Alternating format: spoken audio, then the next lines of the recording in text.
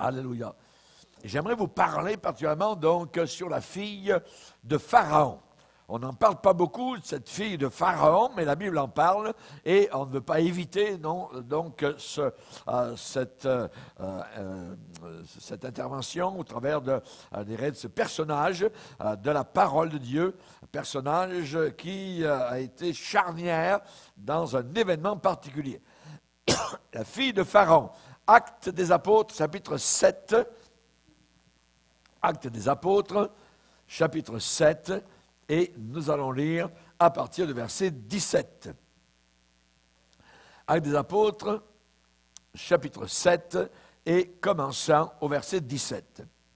Nous lisons: le temps approchait où devait s'accomplir la promesse que Dieu avait faite à Abraham, et le peuple s'accrut. Ça veut dire augmenta beaucoup, et se multiplia en Égypte jusqu'à ce que parut un autre roi, un autre pharaon, qui n'avait pas connu Joseph. Ce roi, usant d'artifice contre notre race, c'est Étienne donc, qui raconte l'histoire, maltraita nos pères au point de leur faire exposer leurs enfants pour qu'ils ne vivent pas. À cette époque, naquit Moïse, qui était beau aux yeux de Dieu. Il fut nourri 3 mois dans la maison de son père.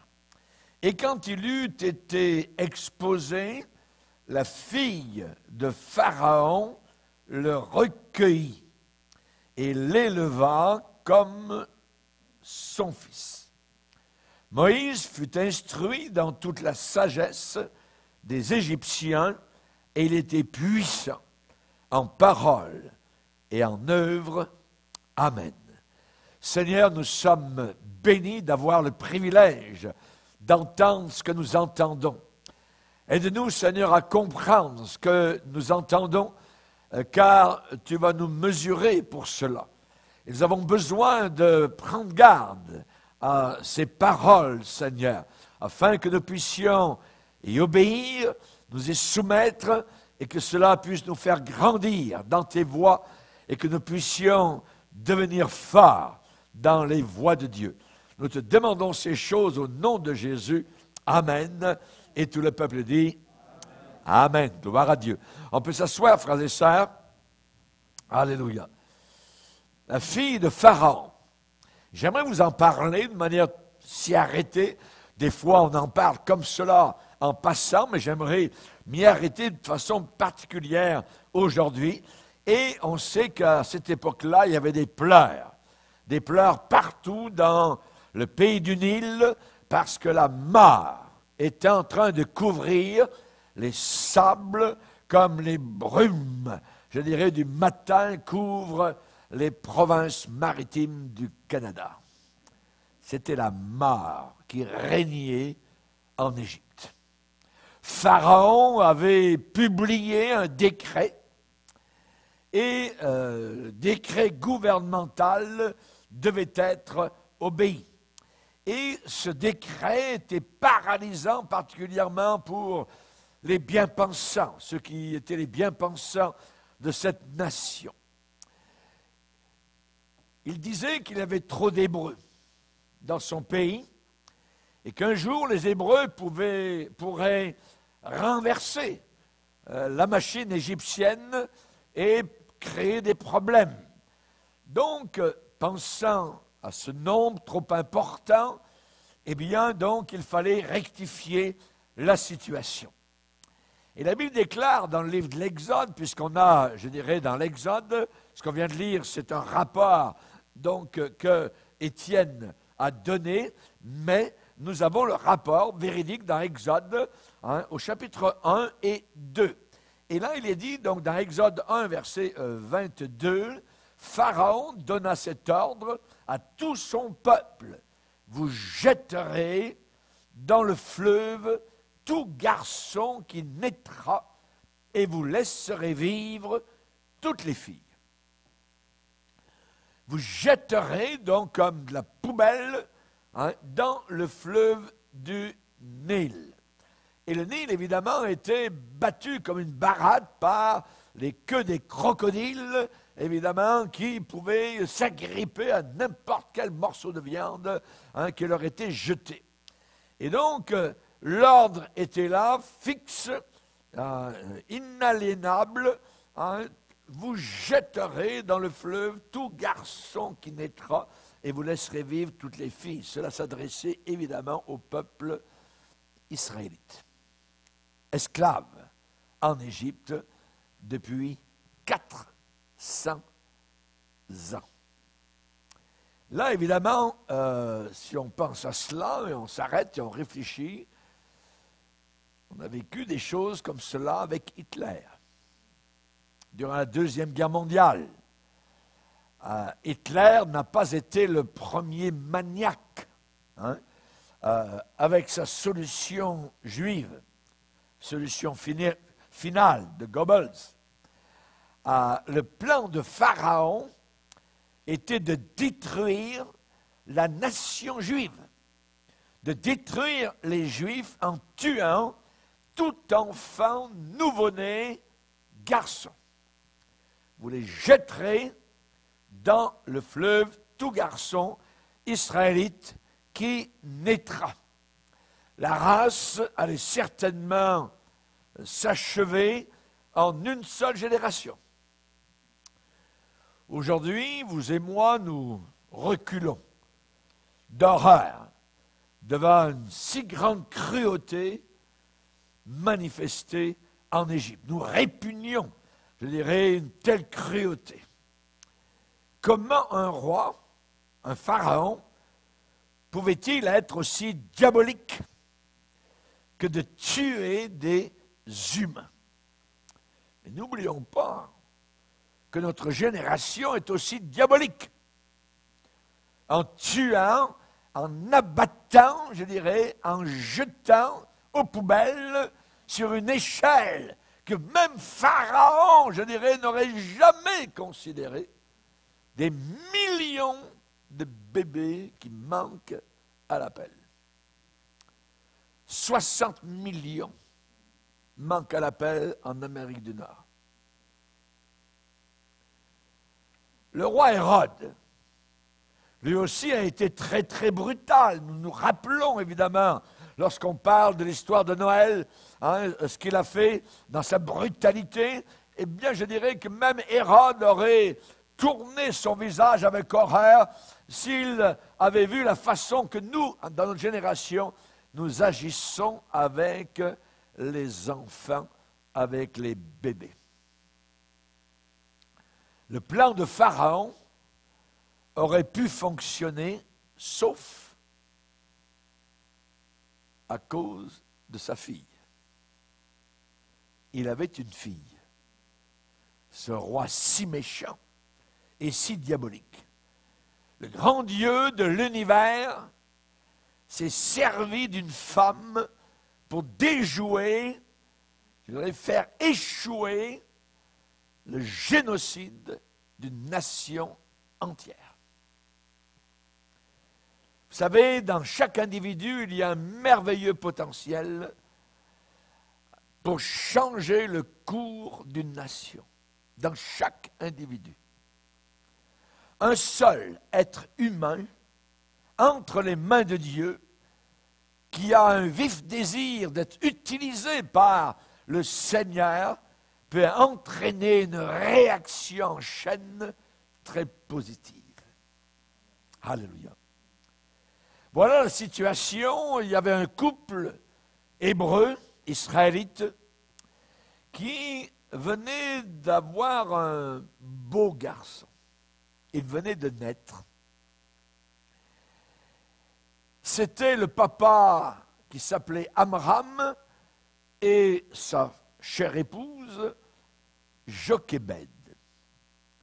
Ce couple hébreu venait d'avoir un bébé. Normalement, quand un bébé naît dans une famille, il y a une joie, mais là, c'était une joie mélangée de larmes. et de très grande tristesse allait-il vivre? Allait-il être capturé par un Égyptien et être jeté au crocodile du Nil, être noyé? Mais Amram et Jochébed n'ont pas voulu s'incliner devant une loi aussi méprisable et aussi basse. Ils ont décidé qu'ils sauveraient leur enfant de la mort. Et la mère de l'enfant a commencé à agir. La décision a été prise dans son cœur. Elle a commencé à confectionner un panier de joncs, les joncs des marais, et elle a enduit cette corbeille avec du bitume et de la poix, une sorte de pitch, on dirait, nous, ici, pour évidemment colmater toute brèche ou toute infiltration d'eau. Et avec soin, donc, elle a barbouillé le petit esquif avec une sorte de boue, de pitch, de bitume, pour que ça se passe bien. Tout serait étanche. Ensuite, elle a placé son beau petit garçon dans le panier et l'a mis dans un endroit caché au milieu des roseaux au bord du Nil, au milieu des joncs. Là où elle et sa fille, Myriam, pourraient le voir et observer qu'est-ce qui va arriver. C'est quelque chose d'assez terrible. J'imagine la mère n'a pas fermé l'œil de la nuit précédente. Impossible. Sachant que le lendemain de très bonne heure, au lever du jour, elle allait apporter le bébé et placer le tout entre les mains de l'Éternel sur l'eau du Nil. Et là, la mère et la fille observaient de loin. Et si un serpent, un cobra mortel descendait dans l'eau et se glissait dans le panier et se faufilait à l'intérieur, elles observaient. Ou si des vagues soudaines, un coup de vent, on ne sait pas, voyez, renversaient le panier. Le bébé tomberait à ce moment-là dans les eaux noires, tourbillonnantes, dans les remous peut-être. Et la Bible dit, la sœur du petit garçon, du bébé, se tenait à quelque distance pour veiller sur lui. Pouvez-vous imaginer, en ce jour décisif, fatal, alors qu'elle voit la pire affaire qui peut paraître, la fille de Pharaon descendre au bord du Nil en cette heure matinale pour se rafraîchir et donc être là avec les servantes. La fille de Pharaon, est-ce possible? Et son entourage venant donc se baigner dans les eaux mêmes où le petit panier était pas très loin. La Bible dit, la fille de Pharaon descendit au fleuve. Les roues de l'histoire, pouf, se bloquent là quelques instants. Je dis bien les roues de l'histoire. Parce que quelque chose d'historique est en train de se mettre en place. Cet enfant était Moïse, destiné à être le libérateur d'Israël. les roues de l'histoire se sont immobilisées là. Ce n'est pas juste la vie d'un petit bébé juif qui était dans la balance.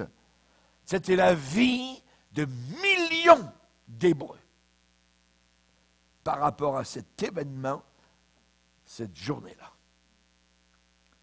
L'histoire profane et l'histoire sacrée rapportent l'étonnante histoire de la fille de Pharaon, qui a sauvé Moïse de la mort.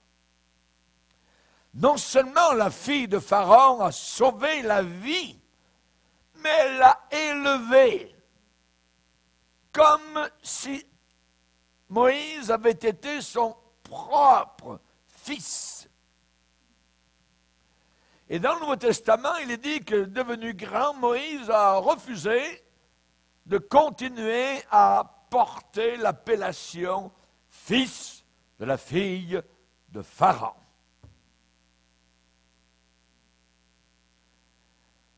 Cette charmante princesse est très intéressante. La fille de Pharaon a fait même en sorte que Moïse, soit aux soins de sa propre mère.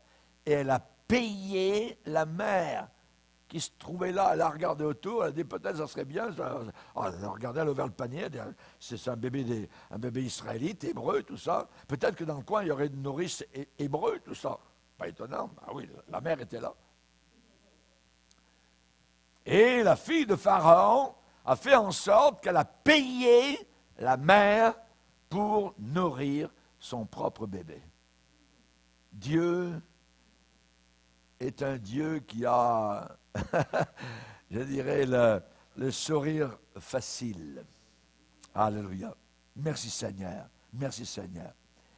Et je dirais que cela a affecté la vie de millions de personnes. Juste ce qui est arrivé là.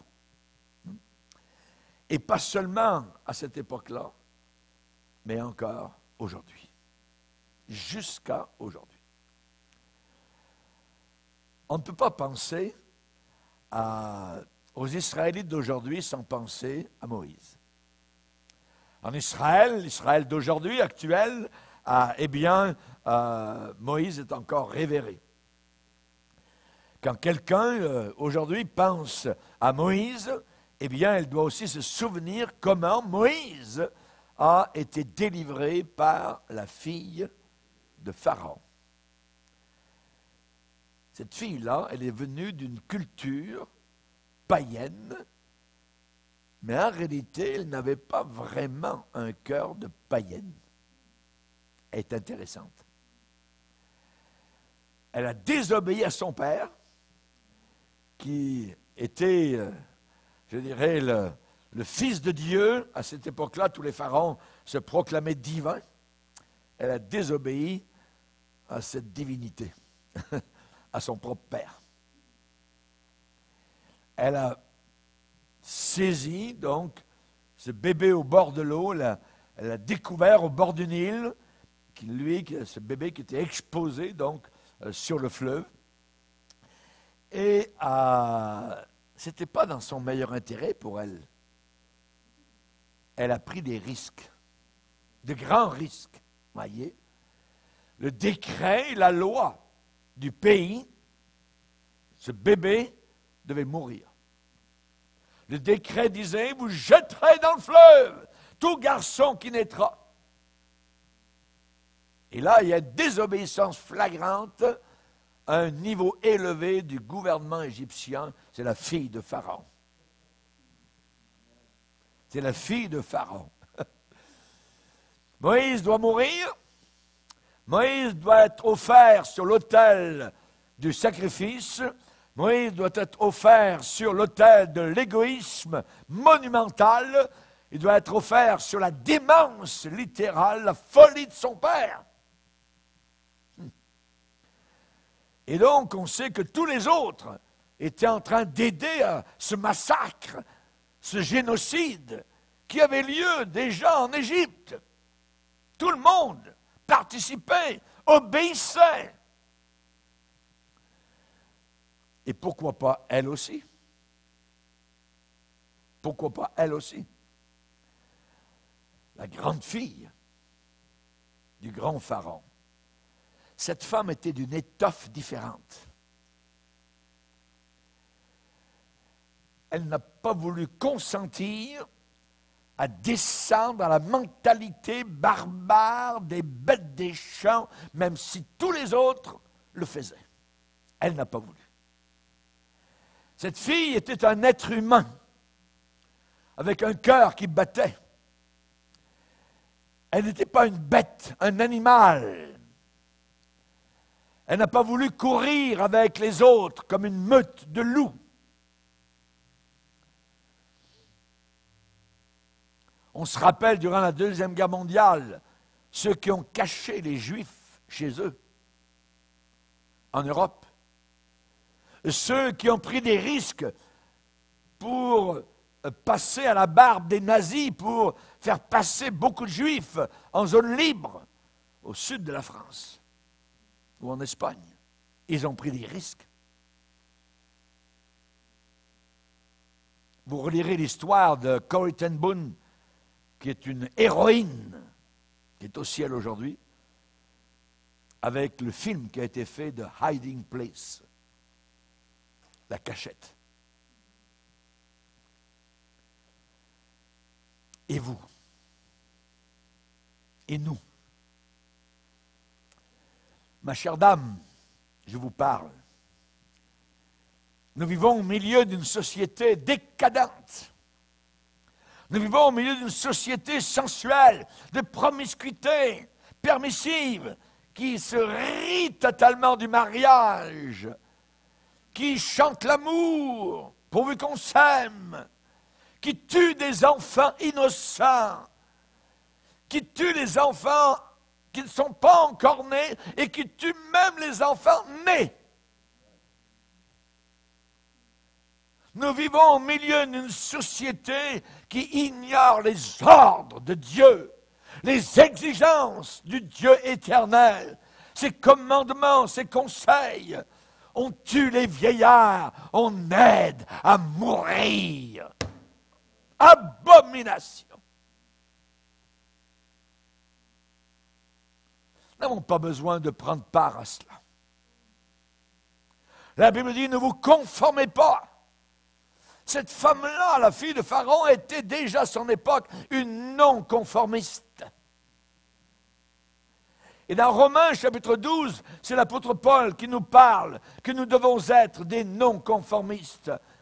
Il dit au verset 2, 12.2, Romains 12.2, ne vous conformez pas au siècle présent, au siècle actuel. Ça veut dire soyez des non-conformistes, mais soyez transformés par le renouvellement de l'intelligence, afin que vous discerniez quelle est la volonté de Dieu, qui est bonne, agréable et parfaite. Alléluia. Ne vous conformez pas. Ne vous conformez pas. La fille de Pharaon était en Égypte, mais l'Égypte n'était pas en elle. La Bible dit que nous devons vivre, pendant le temps qui nous reste sur cette terre, non plus selon les convoitises des hommes, mais selon la volonté de Dieu, pendant le temps qu'il nous reste à vivre dans notre corps. Ne plus vivre selon les convoitises des hommes, les idées des hommes, les pensées des hommes, les directions des hommes. Cette fille de Pharaon, elle avait une vraie compassion et elle l'a démontré par ses actions. Ses actions étaient un danger potentiel pour elle, pour sa propre personne. Ses actions l'ont amenée sur un terrain très dangereux. Sa compassion était coûteuse, gênante, incommode pour elle, mais cependant, elle a fait ce qu'elle savait être correct. En voyant l'enfant, facile d'obéir à son cher papa et de jeter l'enfant un peu plus loin et les crocodiles seraient apparus au-dessus des eaux.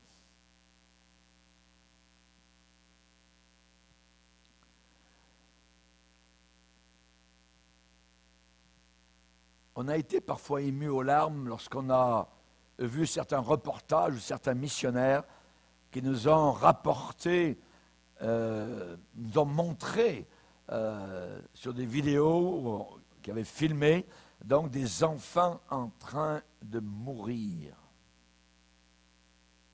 Des petits squelettes en train de mourir. C'est terrible. Vous ne pouvez pas rester de marbre devant cela. On a pu voir cela à la télévision ou à la radio, entendre parler de cela. On nous a décrit les besoins, je dirais, criants de l'humanité.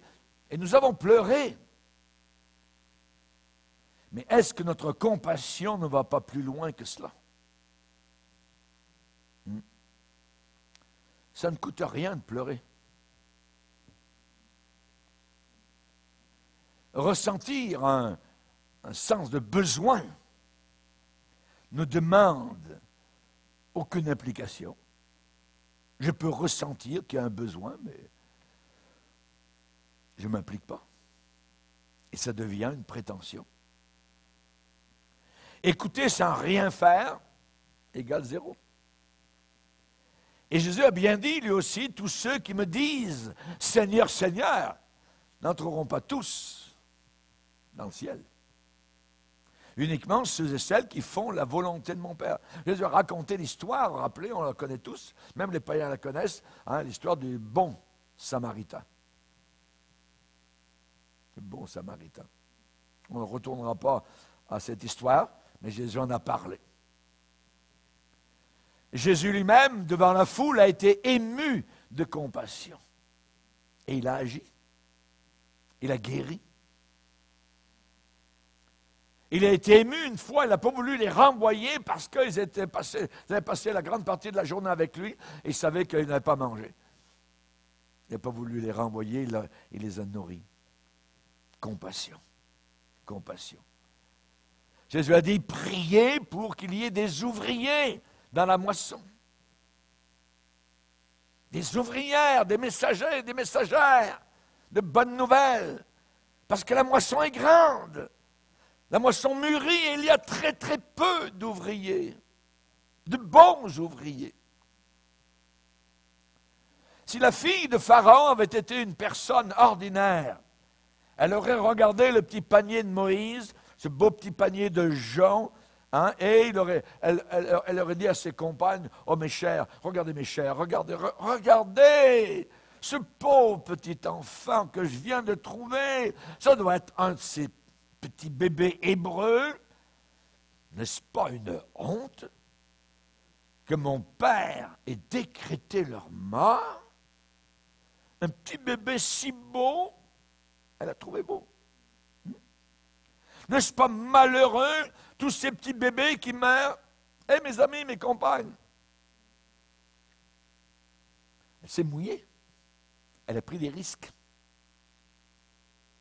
Et cette sorte, je dirais, de sympathie, cette sorte de consécration, elle coûte cher. Elle coûte cher. Elle s'est impliquée. Elle s'est inculquée. Elle a sauvé une nation entière de l'extermination et de l'extinction avec le petit Moïse. Merci Seigneur pour la fille de Pharaon. Alléluia. Ce n'est pas quelqu'un d'ordinaire, cette fille-là, pas quelqu'un de commun parmi le peuple. Elle a dit à ses servantes, sortez le panier de l'eau, amenez-le-moi. Elle n'a pas dit qu'il y en ait 2 ou 3 qui nagent, puis poussez-le plus loin, là, au milieu du Nil. Non, le contraire. Elle a sorti le bébé, l'a tenu dans ses bras. Et elle a fait une consécration, cette journée-là, qui allait demander son temps, qui allait demander ses efforts, des dépenses pendant 40 années à venir. faut le faire. Cette fille de Pharaon et de même Akibi que la fameuse Esther. Si je dois périr, je périrai. Mais j'irai devant le roi Assuérus pour sauver mon peuple. Alléluia. On a besoin de ce genre de filles, de dames, d'hommes aujourd'hui. Avez-vous de la compassion? Est-ce que vous investissez votre vie sans réserve dans celle, vous les dames, de votre mari? Et vous les maris, lui, est-ce qu'il a investi son temps, ce mari, avec sacrifice, amour, dans votre vie, vous l'épouse? La Bible dit, Marie, aimez vos femmes comme. Il y a une illustration sanglante et rouge, comme Christ a aimé l'Église et s'est donné, livré pour elle. On a du travail. Comme Christ a aimé l'Église. Dans les batailles, dans les luttes, les chicanes, rappelez-vous toujours de ce petit verset d'Éphésiens chapitre 5. Marie, aimez vos femmes comme Christ a aimé l'Église et s'est livré lui-même pour elle. À part du salut, si je parle un peu personnel, la plus grande bénédiction que j'ai reçue de Dieu, le plus grand cadeau dans ma vie, c'est mon épouse André. C'est le plus beau cadeau.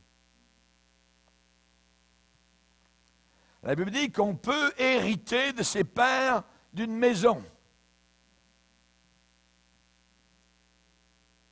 Ça m'est arrivé. Quand mon père est décédé, il m'a légué une maison qu'il avait en France, mais je l'ai revendue à ma sœur, qui voulait la garder là-bas pour pas que je la revende. Et avec ça, j'ai acheté une maison, donc, au Québec. On peut hériter de ses pères une maison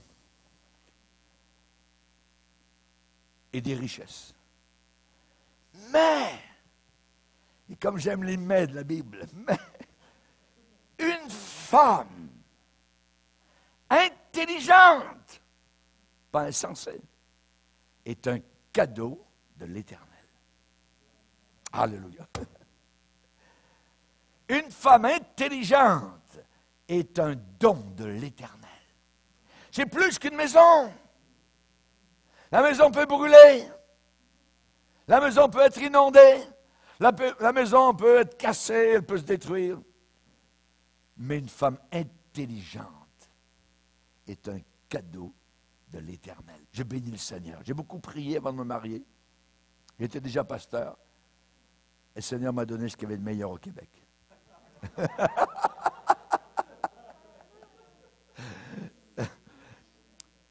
J'ai souvent essayé d'offrir à mon épouse des fleurs.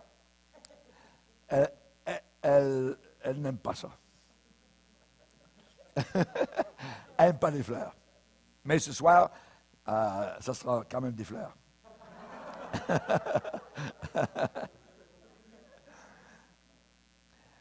Depuis presque 50 ans,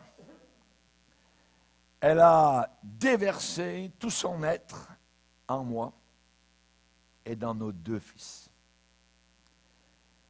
même si l'un est malade. Si je n'avais aucune autre raison de croire en Jésus-Christ, j'en trouverais une raison de croire en lui. C'est d'avoir vu agir mon épouse dans sa vie, au travers de sa vie.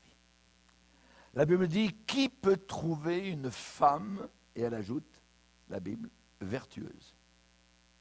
Vertueuse. Qui peut trouver une femme, pas sur Internet,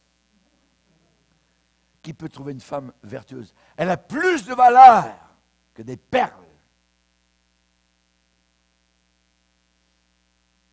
Ça n'a pas toujours été facile. Au travers de notre vie, on a été missionnaires. On s'est baladé avec nos enfants au travers de la planète Terre. Il y a eu toutes sortes de rejets. On est arrivé un jour sur un champ de mission. Premier jour où nous arrivons, le téléphone sonne dans la maison où on nous avait placés. Et je dis, oui, allô? Vous êtes le missionnaire qui est arrivé du Canada? On ne vous veut pas ici. J'ai dit, non, cloc. Ça a été une belle arrivée. Oui.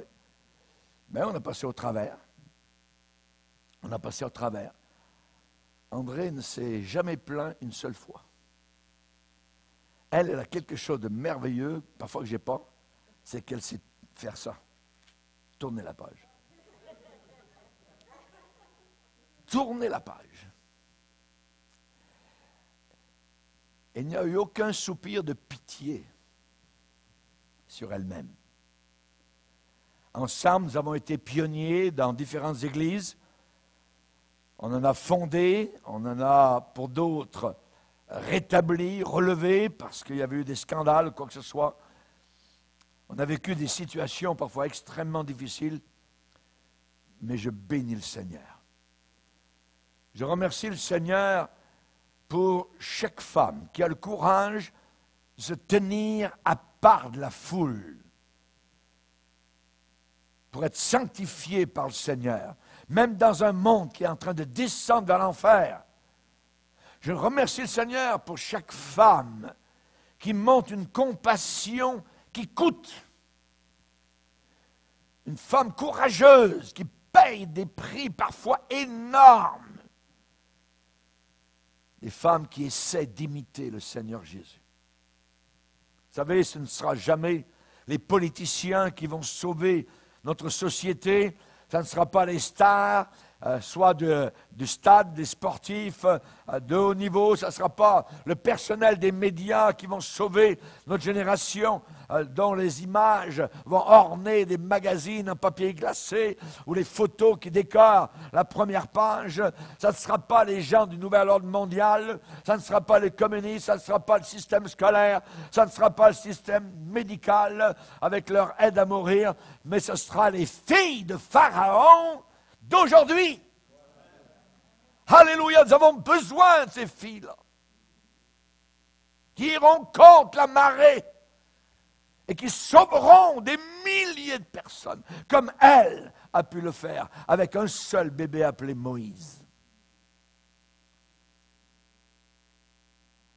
Ce sont des personnes qui voient les besoins autour d'eux. On n'a pas besoin de leur dire, ils voient les besoins autour d'eux. Et ce sont des personnes qui décident de faire quelque chose de digne, quoi que cela coûte comme implication personnelle. La fille de Pharaon, dans ce sens-là, est un reflet du Sauveur. Un reflet du Sauveur. Le Sauveur a dit, il y a plus de joie à donner qu'à recevoir. Et comme l'a dit notre frère Gaétan, qui conduisait les chants tout à l'heure, et je confirme, l'Esprit de Dieu parle, hein, Jésus, en vue de la joie qui lui était réservée, s'est donné pleinement, totalement, complètement sur la planète Terre et sur la croix du Calvaire. En vue de la joie qui lui était réservée. Qu'est-ce qui serait arrivé au peuple juif si cette femme, la fille de Pharaon, ne s'était pas aventurée ce matin-là vers le fleuve du Nil? Et en plus, à un moment très, très particulier. Est-ce qu'il y a eu une coïncidence? Non, non, non, non. Avec Dieu, il n'y a pas de coïncidence. Le mot que l'on trouve ici, c'est destin. Destin. C'est le destin, c'est la main de Dieu qui était là dans toute l'opération. Et il faut le reconnaître. et en pensant au peuple juif, et je dirais à la puissante capitale, Jérusalem, il y a une réflexion qui nous vient, c'est que ce pays et ce peuple, cette culture, sont fiers d'avoir le sublime Moïse. Tout ce qu'il est devenu. Et ils sont en dette, les Juifs. En dette envers la fille de Pharaon. Pour sa vie, son éducation, son œuvre, sa carrière, sa résistance à son père le Pharaon. Elle s'est tenue toute seule, avec efficacité entre Moïse et la mort. Elle s'est tenue au milieu. Elle s'est tenue entre Moïse et le Nil. Elle s'est tenue entre lui et Pharaon, son père. Elle a été une médiatrice, comme Jésus a été notre médiateur.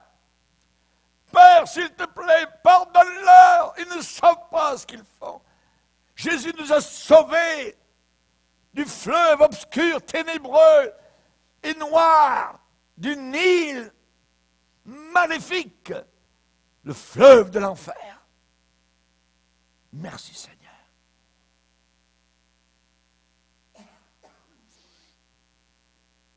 Les sables poussés par les vents ont depuis longtemps effacé toutes les traces de la vie physique de cette fille de Pharaon.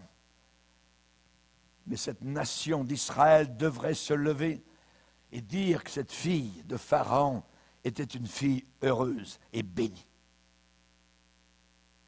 La fille de Pharaon était un instrument pour sauver un peuple de l'extermination et de l'extinction. Notre Sauveur béni nous a sauvés de la mort éternelle. La marque d'un enfant de Dieu, c'est d'être impliqué dans l'agence du salut, dans le domaine du salut, dans le ministère pour aider, pour restaurer, pour pardonner, pour apporter le réconfort dans un monde angoissé.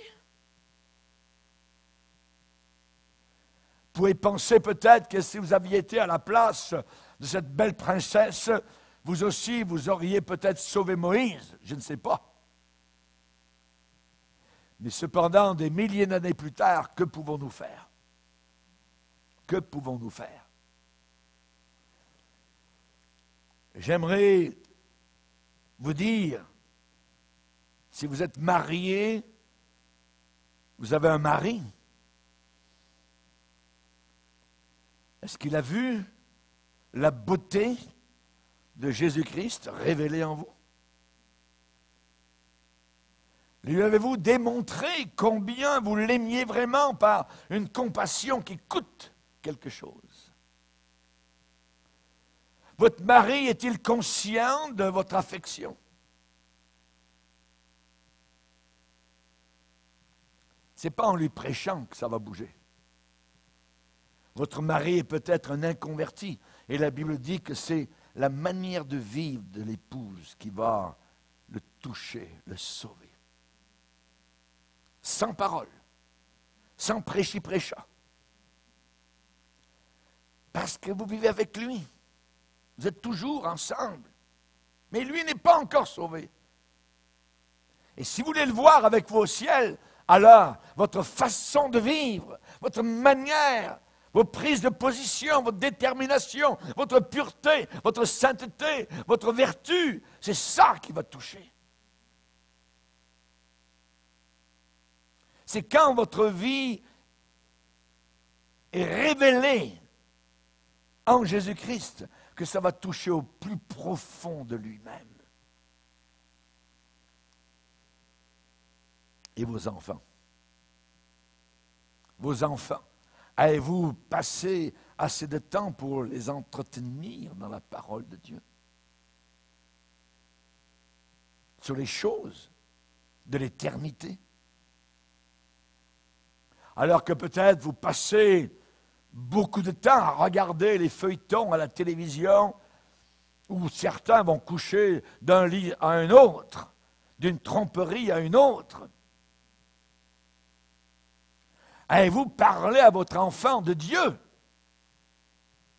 autant que vous avez parlé au téléphone avec des amis sur d'autres choses? Ont-ils vu dans votre vie une constance, une persévérance, un merveilleux vibrement qui attire? Qui attire.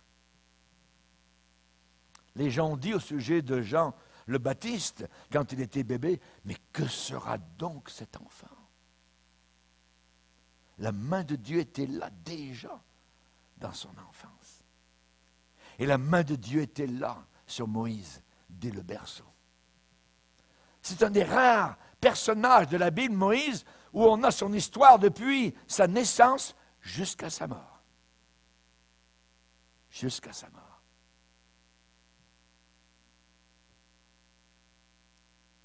Et votre service dans le voisinage de l'Église. Avez-vous demandé à être un bénévole à l'hôpital? Ils cherchent beaucoup de monde aujourd'hui. Un bénévole dans un hôpital. Peut-être dans un endroit pour les personnes âgées. Apporter de l'aide spirituelle, émotionnelle aux besoins des patients. Chacun a un rôle à jouer, à accomplir. Toucher les gens. Là où le besoin se fait sentir, là où ils sont. C'est ça la fille de Pharaon. Il ne pourra jamais y avoir un Moïse sans la fille de Pharaon. Il y a peut-être des Moïse quelque part qui sont là dans notre génération. Il faut que les filles de Pharaon aillent les chercher et les sauver.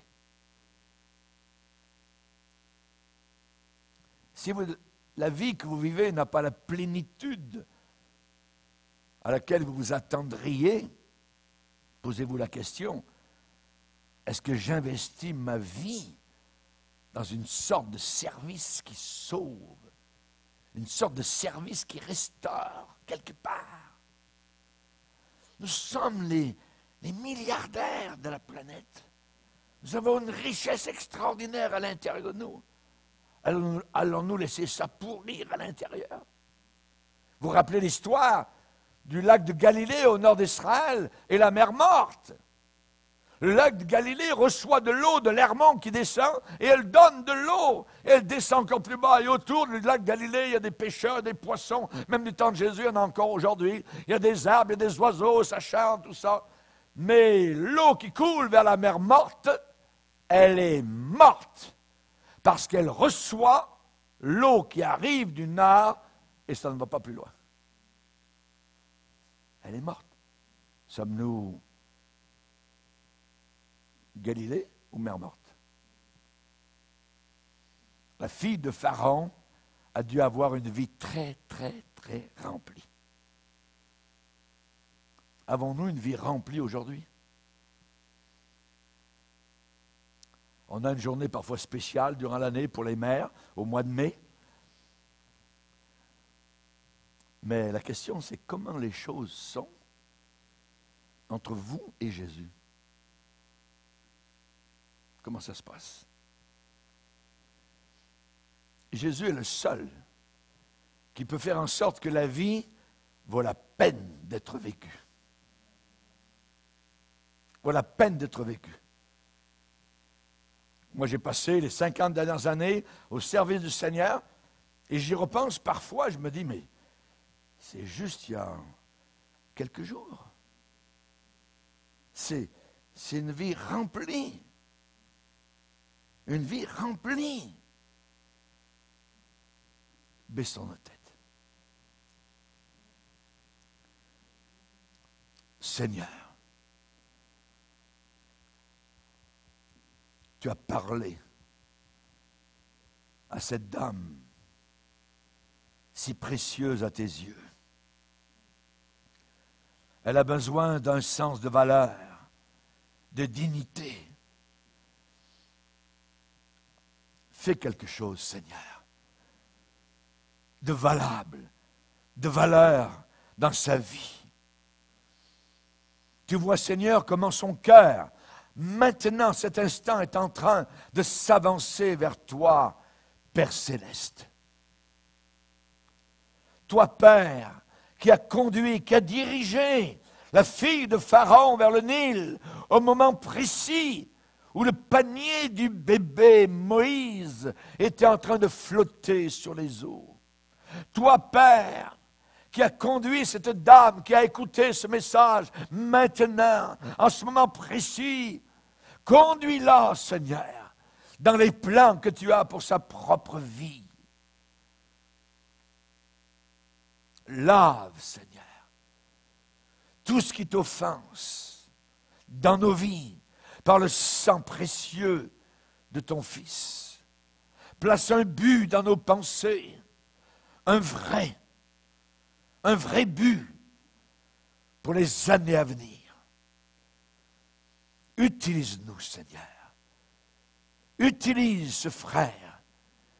Utilise, Seigneur, ce que tu as comme instrument de disponible entre tes mains et qui se rend disponible. Merci, Seigneur, dans le nom puissant, dans le nom précieux, dans le nom glorieux de Jésus-Christ. Amen. Et tout le peuple dit Amen. Alléluia. Gloire à Dieu. Pour écouter plus de conférences de prédication et d'études bibliques qui ne sont pas disponibles sur YouTube, rendez-vous sur notre site rbmif.org et vous allez accéder à notre menu messages, vidéos, prédications et vous aurez ainsi accès aux messages censurés. Que Dieu vous bénisse.